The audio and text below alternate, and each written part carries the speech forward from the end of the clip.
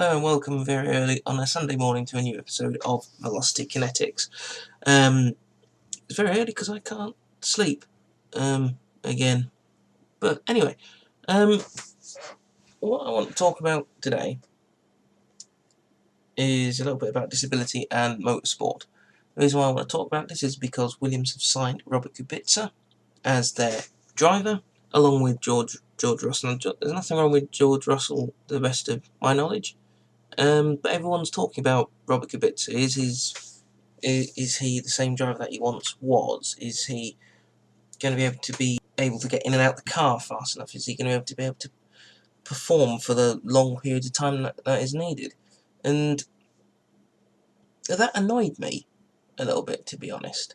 Yes, it's obvious that they don't ever show his right arm when he's got a short shirt on. At the moment, most TV footage I've seen, they don't show his right arm. But that's because he's understandably a little bit vain and just saying, please, no, can you do what you can to cut it out? But when you see some of the stock footage, the promo footage, for instance, if you search YouTube and go Autosport Robert Kubica, the one where it's talking about Kubica going to Williams, you can see him getting in the car and he's holding his right arm at quite an unnatural angle, or at least for it to rest and be for getting in the car. To me, it doesn't look right. And then sometimes there's another piece of footage, again I saw it on Autosport, but it's for some Williams stock footage, someone who stood there like the Superman pose, but it's obvious this hand isn't quite doing what he wants. Now by his own admission, he's now driving 70% left-handed, 70% one-handed, but we don't know whether that means he can still change the settings on the steering wheel, or whether that just means that the left hand, for instance, I remember he used to have a very vigorous turn-in, so unlike Jenson, but when he would approach the corner and Jenson would do a very gentle turn-in, Kubica and Alonso share a very snappy turn-in. So like, bang, get the front end of the car in and make it go in. Which, there's no right or wrong as to whether or not that's the best way to do it or not. It means if he's having to drive 70% one-handed, how is he going to get the car in the same way he used to? Now, naturally, after such horrific injuries that he had, and actually after the injuries he suffered, where a piece of guardrail came into the cabin of the Skoda Fabia he was rallying and nearly severed this arm, it is fantastic that he's back to level he is. But I'm fed up with a number of people who are questioning his ability. They say he's just there for the money and so on and so forth, as in he's bringing the money to Williams. Williams have a history of signing paid drivers, but actually, if you quietly think about it, this year's FW41 was a bit pants. Even though they had Stroll and Sergey as their drivers, the car was a bit awful. So even though they both brought a lot of money to the table, the car was poorly designed, so not a very good benchmark for both of them. But the general consensus is Sorokin did a pretty good job in the car. Last year's car, so the 2017 car, it was okay-ish. Massa nearly won the Baku race and Stroll got second. So if the car was awful, that wouldn't happen. Going back to Pastor Maldonado, the FW33 was pants, the FW35 was pants, FW34 he managed to win a race. Bruno Senna managed to get a decent haul of points as well, so actually the car wasn't too bad, really. So Williams won't assign Kubica just because he's bringing a good deal of money to the table. Not that that's a bad thing as such, but that won't be the only reason they've signed him. The technical feedback he's given is obviously very good. He said at the start of the year how bad the car that the team had this year was. He said he was embarrassed to drive it. Even with his ability, it still lingered at the bottom of the table. But he did do a lap time of something like 6/10 of a second faster than Stroll, if I remember rightly, in Barcelona. So he was quicker in the car. The advantage they've got of signing Kubica is they've got a direct comparison between this year's car and next year's car. So if something's going wrong, then he can help sort it out. If he's been involved in any way in next year's car already, then the car's got some good direction. Like I say, the thing that annoys me a lot at the moment is people questioning his ability. Now, Robert has worked incredibly hard to come from where he was to get to where he is now. It's work that any reasonable person would put in if you want to get back to doing something that you loved. And he's done some rallying, he's done some endurance racing, he tested with Renault a couple of times, and obviously he tested with Williams. So if he didn't have the ability, they wouldn't have even granted him the test. Or after he did that giant test in the Renault F1 car that was a couple of generations after when he had his accident, if he couldn't cope, he would have said, I'm sorry, I thought I could, but I can't. And likewise, when he then did some testing in the wider cars with a higher downforce, again, if he couldn't cope, he'd have said. You've got to think that Robert is his own man. He can make decisions for himself. It's not up to us to question or judge what he can or can't do. He is the best judge of his own condition. Disability within motorsport, it's not particularly prevalent. So whether there is more of it, and people keep it quiet, or whether it just doesn't happen a lot. The main drivers that I can think of, obviously Kubica himself, Alex Zanardi, Billy Monger, and I hadn't thought of this fourth person until a friend of mine whose video is gonna be popping up in just a minute or two mentioned, is Nicholas Hamilton. Now, we shouldn't be treating them as disabled drivers. We should be looking at them like we would do any other driver.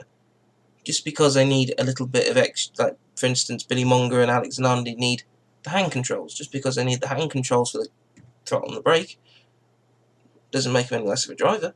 They're still getting the car around the track faster than I ever could. There's a video I shared it a couple of days ago on the page. It's Alex Zanardi doing a tour around the Daytona track, Daytona 500, in the BMW M8, and he was talking about how he has a hard time trying to get the car to slow down in a straight line. Now, I did watch what he was doing, and it was unbelievable watching his driving. But he's come back against enormous odds, as has Billy Monger, and he did a fantastic time on the Goodwood Hill. Nicholas Hamilton, he's also very good. He wouldn't be driving if he didn't have the talent. The only thing I would say Nicholas Hamilton's, how do we put it? The negative, I guess you could say, for Nicholas Hamilton is, the elephant in the room is, if it wasn't for Lewis, it would be kind of unlikely that Nicholas would have gotten the shot he's gotten. He might have still gotten some sort of shot, but people wouldn't have necessarily given him the same amount of time of day as Lewis gets. If you worship these drivers with these disabilities as breaking the grounds of anything and everything because they're disabled, I learned recently that you shouldn't. Now, there is a video that again, a friend of mine in the next video will mention. There's a video which I'm going to link in the description. I'm going to let this other person explain what it is, but it explains what we should and shouldn't be doing in terms of people with disabilities. And I'm going to put a link in the description of the video so you can watch it, because I had originally filmed something. Then when my friend sent his video, I had to go and redo this bit because it wasn't very good. But I say, the person whose video is next, I went to sixth form with him back in 2007, and 2008. His name's Tom. Does a lot of disability activism work. He himself is disabled, as he'll explain. But take it away, Tom. Hi, Chris. It's Tom here. Apologies for the delay in getting this to you. Not been feeling 100%, but here goes. Okay, so you posted me a couple of questions regarding disability awareness in motorsport, and whether Robert Kubica's racing seat was a good thing for the sport, and also disability awareness in motorsport and everything else. Before I start with any kind of comments on that particular question, I thought it would be important for me to kind of say where I stand on disability itself. So in order for us to kind of understand how society thinks about disability, it's broken down into models of disability. One of which being the medical model, which is probably one of our longest and well-known ways of understanding disability. It basically says that a disabled person needs to be fixed or cured, and therefore the problem sits with them, and they must be quote unquote cured. Dream of being cured and that type of thing. So if you use myself as an example, I have cerebral palsy and I am a wheelchair user. But what the medical model would say about me is it would focus on what I can't do. Say, Tom, you can't walk. You are wheelchair bound. It would look at what restricts me, what stops me, and it would say that I'm the one that needs to be fixed, be cured. That is one way, a traditional way of viewing disability. There is another model of disability, which is a derivative of the medical model, which is the charity model of disability, which looks at disabled people and it says these people are in need of or deserving of pity. So the kind of, isn't it wonderful, or we should donate lots of money to quote unquote these poor disabled people. Now that's not to criticise charities in any way, because they do some fantastic work and step in when other organisations can't. But it is just the pitying element of disabled people that I mainly disagree with. But that is what's known as the charity model of disability. And then the last model of disability that I'm going to talk about on this recording really is the social model, and it's the one that I believe in. So the social model of disability is was created in the 1960s and 70s by disabled people, and it looks at disability and it says, actually, disabled people are not the problem, are not the issue. They are disabled by society and the barriers in which society creates and stops disabled people from participating fully in society. So these barriers could include, but are not restricted to, the physical environment, information communication, and or attitudes. So if we just look at those in each in turn, so the physical environment could be things like access to buildings, adapted vehicles, not having drop curbs and other things in place. Then also information communication barriers. You could have things not in appropriate language formats, so Braille, British Sign Language, or it could just be a lack of plain English or easy read, those kind of things. And attitudes is, one of the ones that's often forgotten about. It's assumptions being made, so it's not able to work, it's not able to be an active member of society, is disabled, so therefore is treated like a childlike, or for example, in terms of customer service, just receiving inconsistent or inferior customer service, for example. And what it says is disabled people have a problem because of these barriers created, and these are society's problems, and these barriers can be removed and should be removed at all costs. In addition, we need to understand the difference between disability and impairment. So if we look at impairment to start with, so impairment is an individual's physical, sensory, or cognitive difference. For example, being blind, experiencing bipolar, or having multiple sclerosis, or a learning difficulty. Disability is the name for the social consequences of having an impairment. Therefore, people with impairments are disabled by society, so disability is therefore a social construct that can be changed or removed. Now, I hope that sets the kind of groundwork and the tone for my understanding of disability and how the world sees disability.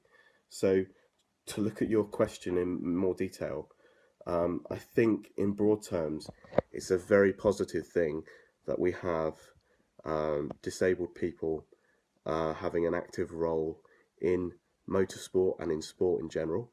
And forgive me if I get any pronunciations wrong of names. I'm not great at this kind of thing, but you mentioned specifically Billy Munger and Robert Kubica. So to me, there will be comparisons between, for example, Robert's early career, where he was non-disabled, and Robert's current career, where he has a disability. However, I think it's very positive that we have these kind of role models to aspire to within motorsport and indeed in wider sports in general. But one of the things we have to be incredibly careful of is that we do not use these individuals as objects of inspiration porn. And inspiration porn is basically a term first mooted by Stella Young, a disability rights activist. And I would recommend that you watch her TED talk, which is "I'm Not Your Inspiration. Thank you very much." It is a very, very good TED talk and explains the topic of inspiration porn in a succinct and very clear way. And what it says is we shouldn't use disabled people as objects of inspiration for non-disabled people to essentially make them feel better. We should value genuine achievement. And I think, in Billy Munger's case and in Robert Kubica's case, there is a very fine line where it is okay to use them as inspiration, as role models, but we have to be careful that we're doing it in a genuine and realistic way. And also, as part of your question, you said, should it be that we have disabled people in F1? And I believe, yes, indeed, you should. Because you have also the example of Nicholas Hamilton, who is also in motorsport, drives an adapted car and competes. He's not so well known as Robert and Billy, but it's very, very important that you have these kind of role models in sport, and it shouldn't be seen as exceptional. It should be seen as everyday. It should be seen as, well, this just happens to be a great racing driver who just so happens to have a disability, but actually, first and foremost, they're a fantastic racing driver.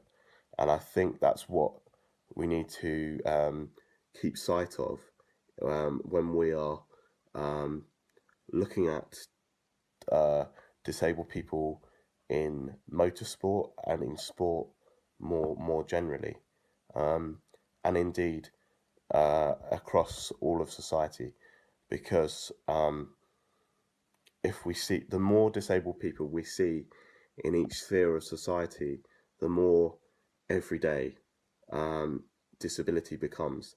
And I think that is a positive thing for disabled and non-disabled people. It also helps us to be able to talk about disability openly and helps it to become an everyday part of life. And I say everyday part of life because I hate the term normal, because to me, what is normal? So I just want to see disability as an everyday part of life, and it's not seen as exceptional that we happen to have some racing drivers that are or just so happen to be disabled. On a different note, though, I feel, as in every industry, there are barriers to employment for disabled people. So, as a disabled person, you're twice as likely to be unemployed. Now, I don't know how the world of motorsport works, but I'd say if Robert Kubica or Billy Munger or Alex Zanardi didn't have their profile prior to their kind of immersion in the sport, and indeed Nicholas Hamilton, if he didn't have a famous F1 brother in Lewis, would they get the opportunities that they have got? Now, I'd like to see a day where disabled people in motorsport and in other sports get opportunities entirely on merit. And I'm not saying that's not the case for the drivers I've mentioned, but it's hard to tell whether their connections played some part in their ability to continue in motorsport. I hope that answers some of the questions that you had, Chris, and this contributes to your vlog. If anyone has any more questions, please put them at the bottom of this video in the comment section, and I'll do my best to answer them. I highly recommend that everybody who watches this video, and indeed you, Chris, go and look at Stella Young's TED Talk on inspiration porn, because it's a very, very interesting talk, and I think relates to this particular topic of disability and motorsport. I hope you find this helpful, and that's me done now, so I'm going to leave you to it. Thanks very much. So, I hope you enjoyed Tom's contribution towards the video. I've had to step outside. It's quite a few hours later. I had a few editing problems, but it's all up and done. Now, as Tom was saying, there are very many boundaries to getting into motorsport. Not just as a driver, but as team principal, for instance, or just a mechanic, or any other role within a team. The biggest problem is simply the sport doesn't tolerate failure and difference. It wants everyone to be the best they can and get the best out of everything, which is quite unfair in some ways. It's important that we look at Robert Kubica's return, as Tom said, as something to look at, but we don't idolise him unnecessarily. That doesn't mean to say that we knock him down unnecessarily either for doing what he did to come back. So we hope Robert does well. We hope he can show a shadow of his former self, given how much the technology has changed in the cars since he left. We need to give him a little bit of benefit of the doubt, even though he's driven this current hybrid Formula car. We also need to give him time to get used to the whole pressure of a whole race weekend. I'll be very happy to see him do very, very well in the sport again. But before we talk about anything further disability, impairment, whichever way you want to look at it, the biggest example throughout the whole of motorsport is Sir Frank Williams himself. He used to be able-bodied, had a horrific car accident, severed the spinal cord, so he's paralysed from the chest down, basically. Any movement he's got in his arms is because he's forced himself to do it, and he can't really feel what he's doing. He would be what I would call someone to be inspired by, because he pulled his team through a difficult time, and since he was in since his accident, the Williams Hondas won, the Williams Renaults won. For instance, he was there for Nigel Mansell's championship, Damon Hill and his championship, the fights with Michael Schumacher, Benetton versus Williams, the Williams BMW days, and then, as granted, the team has slipped into a little bit of a sad place, but they're doing all they can to get back. So in short, based on the TED Talk video and what Tom has just said, it's great to see Kubica back. It is a good thing for the sport. He should not be overly worshipped, as in, you're back, you're back, you're back. Because this should be normal, that we have someone with his sort of disability, impairment, ability, whatever way you want to word it, that we have someone like him in the sport as someone to aspire to. And likewise, we've got Alex Zanardi in his various forms of motorsport, and we've got Nicholas Hamilton as well as Sir Frank himself. Now, you're going to say hello? Hello. Yes. Anyway, so we'll leave it there. Like and subscribe to the video, to the channel, and remember to give the Facebook page a like. And just when next time you see a Facebook post about praising someone with a disability, think twice. Not as in to go again, not as in to don't like it, but make sure you're not liking it for the wrong reasons. We'll see you later.